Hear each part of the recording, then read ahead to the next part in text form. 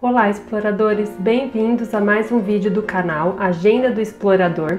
E se você está conhecendo o canal por esse vídeo, não deixe de se inscrever, deixar o seu joinha e ativar o sininho para receber as notificações dos próximos vídeos. E devido a alguns acontecimentos aí dos últimos dias, eu tive que mudar, o cronograma de gravações que eu ia fazer para o canal. Então eu estou trazendo para vocês uma curiosidade, em relação à cidade de onde eu moro, mas que pode fazer a gente refletir muito em relação a outros locais também que a gente passa em frente, que a gente conhece ou já ouviu falar. E esse lugar eu achei muito curioso porque eu estava um dia pesquisando para um outro vídeo no site do CONDEFAT, que é o Conselho de Defesa do Patrimônio Histórico, Arqueológico, Artístico e Turístico do Estado de São Paulo. E pesquisando nesse site eu vi uma fachada de um comércio aqui em Jundiaí que é tombado pelo CONDEFAT, e a gente passa tanto em frente dessa loja, que é um lugar tão corriqueiro das pessoas passarem, fica no centro de Jundiaí, e muitas tenho certeza que não sabem, desse processo e nem da história desse local, que é bem interessante. Então eu pesquisei um pouco mais para saber sobre a história desse lugar.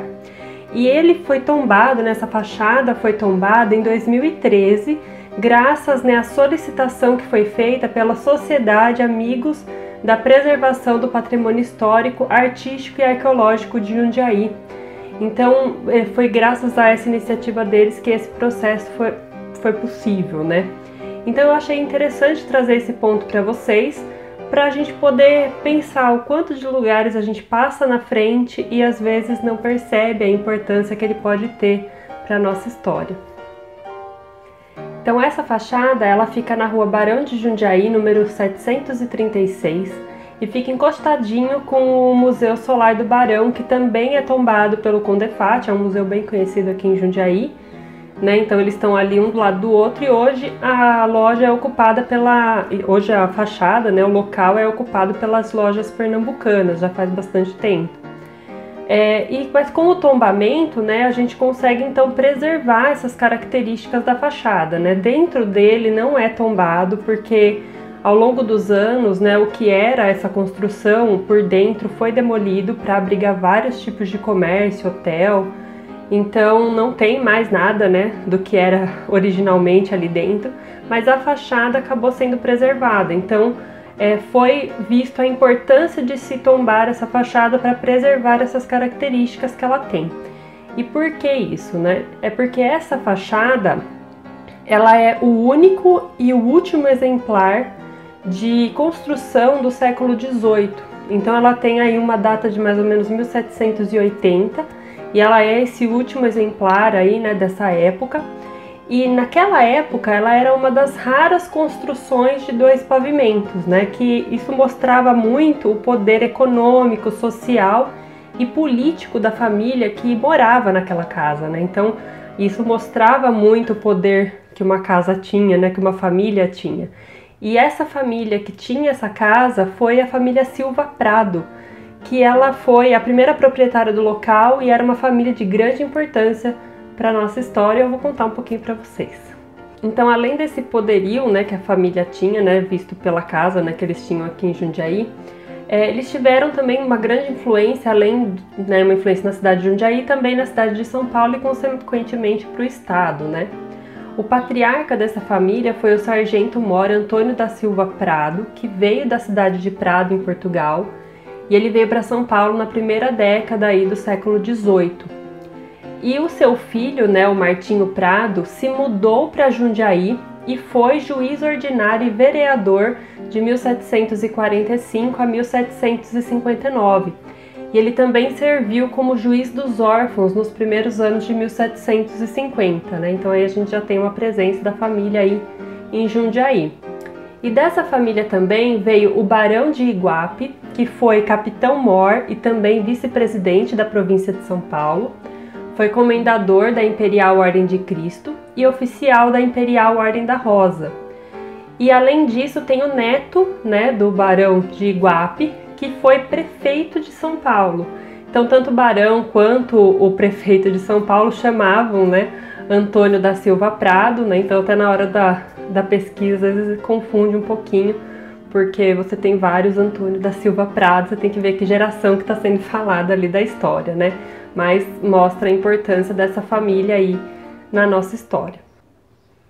E desse último aí, né, do prefeito, ele ficou no cargo por 12 anos, né, de 1899 a 1911, sendo que 3 mandatos ele foi eleito pelos vereadores e 1 mandato ele foi eleito pelo povo.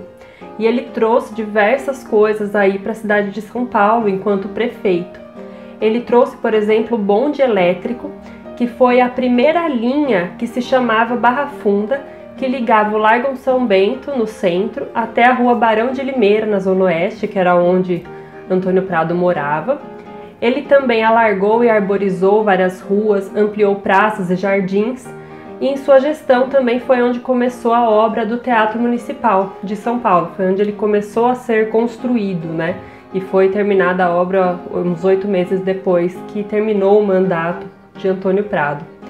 E um dos destaques que ele fez também foi a fundação da Companhia Paulista de Estrada de Ferro, que foi fundada em 1868 e foi fundada por ele e por outros cafeicultores, porque eles queriam ligar Jundiaí ao interior, ainda mais interior, né, de São Paulo, porque a gente tinha a estrada de ferro de São Paulo até Jundiaí, de Santos a Jundiaí, e precisava de uma outra estrada de ferro ainda, continuando Jundiaí até o interiorzão de São Paulo, para escoamento, né, da produção de café. Então, Antônio Prado estava entre esses cafeicultores para fazer a fundação dessa estrada de ferro, que foi muito importante aí para a economia do estado, né?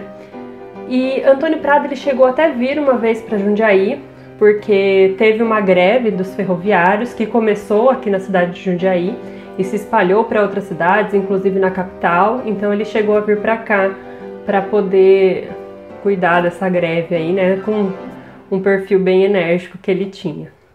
Então essas são algumas informações aí que eu queria trazer para vocês dessa construção, que para mim foi uma surpresa, né, saber que a fachada da loja era tombada, e eu queria saber um pouco mais o porquê desse tombamento, né, o que era importante naquela construção.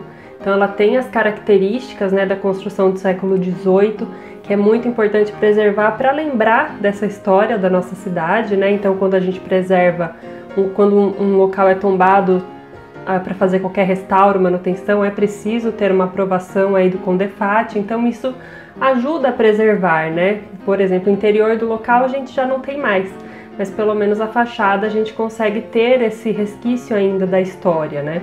Então eu espero que vocês também olhem de uma forma diferente, não só para essa fachada, para quem tem a oportunidade de estar em Jundiaí, mas também em outros locais que você passar, às vezes uma casa, ou mesmo uma loja, ou qualquer coisa que pode ser um pouco mais antiga, você olha, ali pode ter uma história muito importante, né? Como a gente viu, a família que morava naquela casa pela primeira vez, né, que foi a proprietária dessa casa, teve um grande impacto na história do nosso estado, né?